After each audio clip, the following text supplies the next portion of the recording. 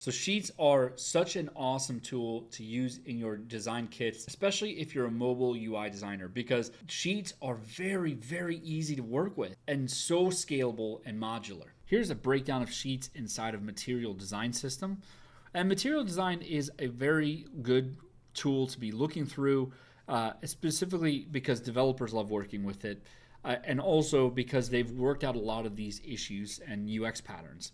So you can see here, like, what does the anatomy of a sheet look like? Well, on number 3, we have a little bit of dark in the background. We've also got the general layout of the sheet, and then each section, each row in that sheet has a specifically filled area. Inside of that, there's an icon and a label, right? And so these, you can see how these are modular and scalable throughout the whole designs. And then they even show how it looks when you're, like, how to use it. It should be stuck to the bottom. It shouldn't be floating. It should be almost full width, even on design or even on a desktop screen. And right here, they talk about Google Maps, and this is really what this whole video is about. I think that the sheet system inside of Google Maps is the best sheet system in all of design. So let's walk through it. Now I'm in Tampa, and I'm just gonna grab like a let's see this. Yeah, Raymond James Stadium. This is where the Bucks play. So here is the sheet. So when you tap on a thing, let's just close back out. When you tap on a thing, it pops up to this state.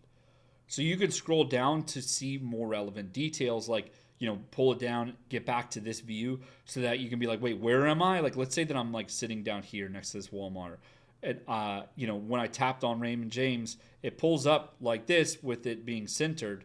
But once I move the map at all, it knows to go down. And that's because I'm trying to decide, like, wait, where am I? Okay, yeah, I see how to get there. I just got to go down this street, right? And so, that's a really nice experience with it. It makes it where when you're tapping around on different sections on the map, you're able to pull up the details of that very easily.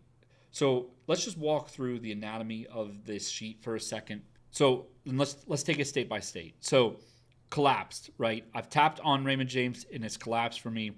I can still have very easy access to go start directions right away. I could call them if I'm like on my way and I'm like going to a business meeting or something. I could save stuff to a certain area. I could see their website. Like, there's so much that I could do right off of this menu without giving any information beyond this is Raymond James. This is where it's at.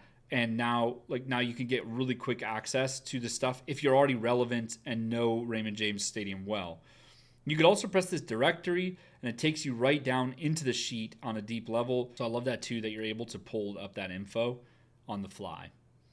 So the best part that I really love about this sheet system is the revealing of information through different states, right? So right now, this is like the collapse state. This is, you're browsing around, you're really trying to compare yourself to Raymond James, right? And then from there, if you're ready to get some more details about it, right away you're able to see the reviews and the ratings. You're able to see how far away it is from you currently. You're able to get a little bit of details of like what this is. Like if this wasn't a stadium, if it was like a restaurant versus a bar, you're able to also determine that a little bit so that you can get the details without having to scroll down here, look at the reviews and be like, oh shit, this is just a bar. They don't have any food. So stuff like that, they really are very good and very intentional about this. And now one thing that I'll say is this is kind of an awkward stopping point. I feel like it should be like right about here, because it's kind of cutting off the images a little bit. I don't know why exactly they decided to break it that way. Maybe it's so that you could get like the general gist without actually seeing all of the images. But yeah, it does feel like it's about like 30 or 40 pixels off from where it should be. So that's the only negative thing about this thing though, because as I pull up, I still have access to all the information that I had previously, right? So I had this little bar right here. It's still here on this state. I have the photos already a little bit here. It's still here when I pull it up even further. The reviews, the ratings, all this bar is still here. This is awesome. You're also able to, through card sliders, you're able to pull all of these chips, pull all of these cards, pull all of these segments as well. So there's just so much that you can do from like just a viewport height worth of content, which is just so awesome. The other thing I love is as you get to this state, once you're pulling it up from this photo spot, is it turns full screen. And I think that's such a nice experience. And it's a way that a lot of apps can really lean into the idea of you browsing stuff, finding a thing, getting some more info on whether or not you're ready to commit to that thing. And then once you are, goes into a full screen experience, which you can always easily get back to if you pull it down, which I just think is so important. So important. Okay. Last thing is the info down here, right? So I pull up, right? So, okay, let's go back. I pull up. Right away, I'm able to get the address if I need it. I'm able to see the website if I want it as well. And then there's still a see all button, which takes me down to get more details into the full screen view. That also leans into teaching you how to actually use this thing, which, hey, there's a bunch of tabs here. Each tab has a lot of different information that you might find relevant. And I just think that's so awesome that it helps you really lean into all of these tabs across the board. So there's just so much content that is inside of this, and it's just optimized so well. So I really think that you should take a look at Google Maps and the sheet system and consider using it in your apps, because I've actually started to do that myself. So let me go pull up then just like some of the apps that I use and I build sheets out with now. So I've got this sheet system where inside of this is task tree. So when you're creating a task and you have the keyboard up, you can press this button, that pulls this sheet up from the bottom, and then you can actually, in the future, you're going to be able to add new stuff, which will pull up another sheet to be able to create that new type of task. I don't have that designed yet, but it will be coming. But that's just another way to like have like layers of sheets as well. And I think I'll probably do that because it's a whole different kind of context where once I add something, probably this will like go down and a new one will come up and have all of the form system inside of it to be able to add all the forms items to that, which looks like this. So I've already got some of the states ready. I just got to go build that sheet. Now the other side is, when should a sheet have a background versus not? In my opinion, if you are editing or managing something that is living back here, it should not have this sheet, this background color to it. But once you are creating, like, so this is habits. So you press this button, you're managing, you're viewing your habits, and kind of managing them. And then once you press this plus button or edit, you're actually managing a habit. And at that point, you're kind of like separate from this list, right? You're no longer managing an item on this list. You're adding a new thing to this list, which means that you're contextually separate from that list. But let's go in here, and I want to go and add all of these states. So let's go in here. I've removed this down to a phone size. Here we are. We've got the different states. And what I want to do right now is build out a prototype that will allow you to, make a design just like this. So let's get into it. I'm gonna be like really sketch this. It's not gonna be like super tight or perfect to the Google Maps UI, but it may be a good idea for you to do that. So feel free to follow along and pause whenever I move on to the next section before you, so that you could go build out this system in your own way. So first off, instead of building it like this, I'm actually going to start it at this frame size, because this is the content that will be pulled up differently. There's just going to be 3 states to it, basically. Or actually, no, 2 states that get dragged at different state points. So first off, there's this state right here, which has the Raymond James Stadium. Okay. Again, I'm going to just like sketch this similar, right? Okay, now we've got share. Actually, there was directions was first on that list. I'm going to beef this up a little bit. Maybe put that to bold. Yeah, that feels good. Cool. I'm going to just like put a rectangle filler for it. Okay. Perfect. Perfect. Let's see, how are we feeling? Yep, that looks perfect. Okay, so I'm going to fill this. I'm going to fill this with the blue. That's way too big though. Okay, perfect. Cool. So we got one size. I'm going to fill that to a different color. This is on the blue. This would be like share. Put this in an auto layout. Too far apart though, so is it? No, we're good. Okay, okay. Cool.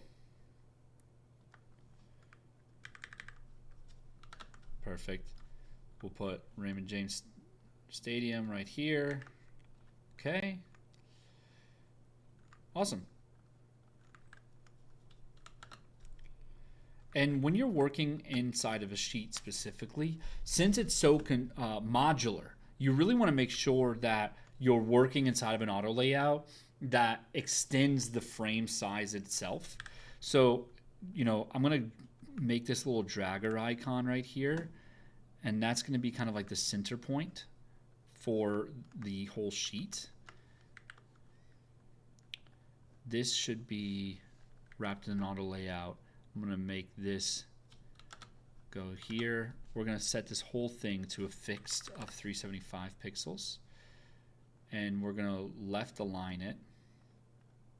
Actually, no, center align it. Then this needs to be filled. Fill. Put some margins right here. Perfect. Okay, awesome. Now it's hard to kind of see what I'm doing, but here, that should clear it up for you. You can see that I've now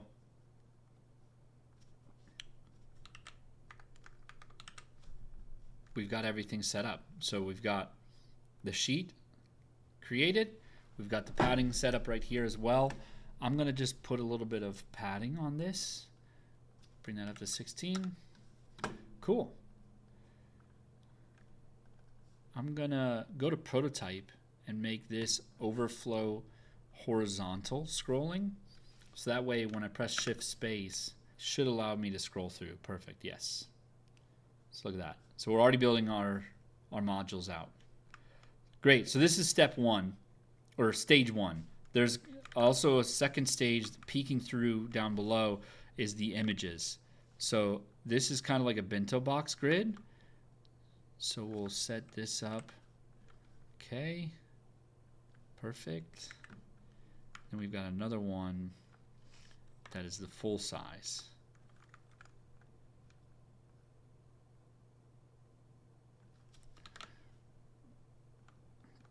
All right. Here we go. Awesome. So I'm going to just like press enter. We're going to go over to Unsplash. Pull out random photos. Awesome. I'm going to give this the classic 16 pixels of margin down here. I'm going to hold Alt while I double click, and now we have a fill. And there you go. Just like that, we've now got this scrolling as well. This scrolling. Perfect. But we need a second state right here. Right? So we have the first state, right? Everything's peeking through. Everything's looking great.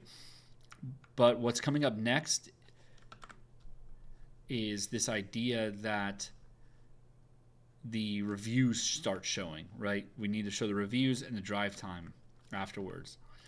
So I'm actually going to set this whole frame.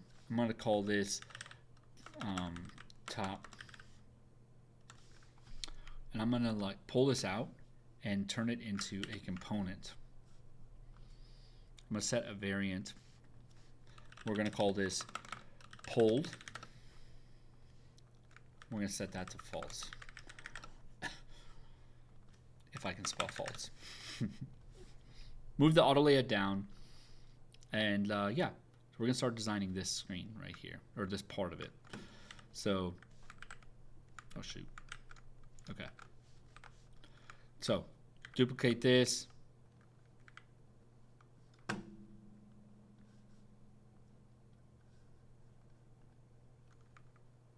Actually, no, shoot. We need to create a new variant, and we're going to call that true. So we got false on pulled, and this is true on pulled. So now we'll duplicate it.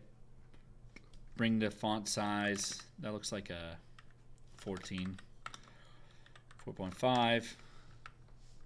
Okay. Just assume that these are stars. Okay. Let's use our imaginations. 24. Okay. Vertically align those. Move this over. 11,000 reviews. That's pretty dope to have 11,000 reviews. Okay, and then down here we've got Stadium. Now I've got like all this extra stuff here too, but I'm not going to go design that right now. So now we'll bring this back in, paste that, put it back up here, and then now we're going to let's start getting into the looks here for the actual polling of the information. So I'm going to copy this map,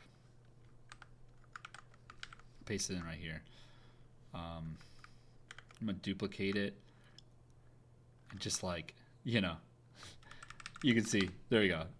Now this is a whole map.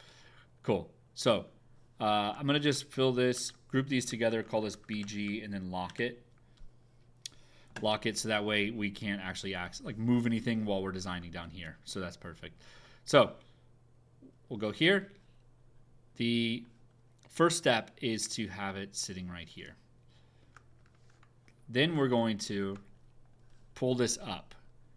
We're going to bring it to just like right here, right? So we're going to press Shift E to get to prototype. I'm going to move it over here. And instead of on click, we're going to do an on drag. But before we do this, we want to change this top state into a new, into true, right?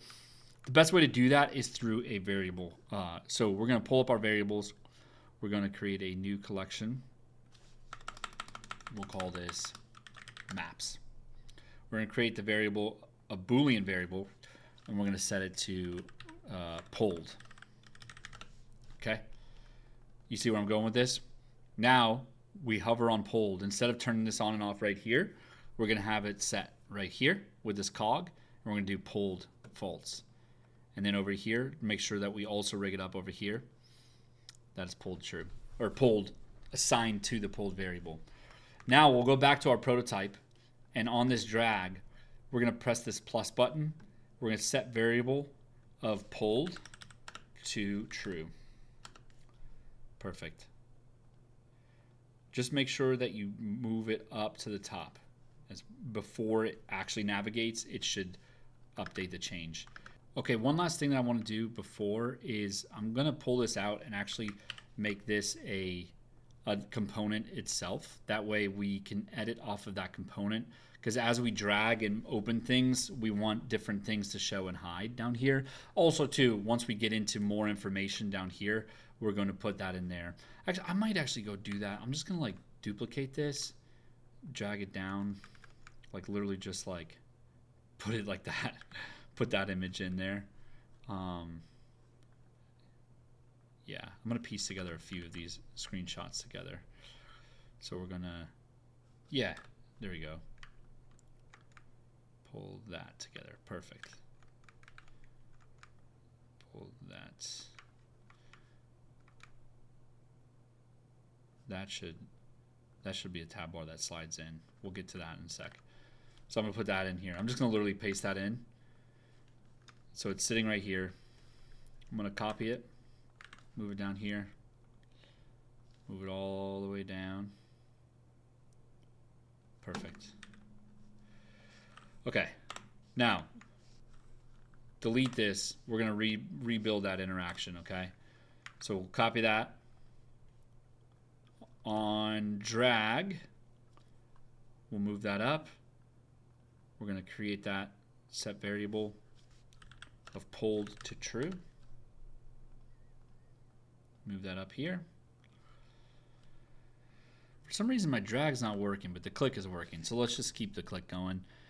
So click's going, and now it's showing here. We could still scroll through, which is happening in the apps as well. So that's good. And then yeah, one more pull up will bring us all the way to the full screen mode. That's where it gets really magical. So we're gonna slide this up until it's sitting right about here. I'm gonna copy this. We're gonna slide this in. Okay. Move that to the top. Yeah, we're gonna slide this in, just sitting right here. Okay. Move that image. It's gonna be right here. Perfect. On drag, that's gonna happen. Oh yeah, this guy slides in as well on the bottom. Perfect. Okay. Let's see. Wing. Oh, gotta animate this guy in. Perfect. Okay, this should do. Let's see. Slide up again. Nice, right? Now, if either of these are dragged,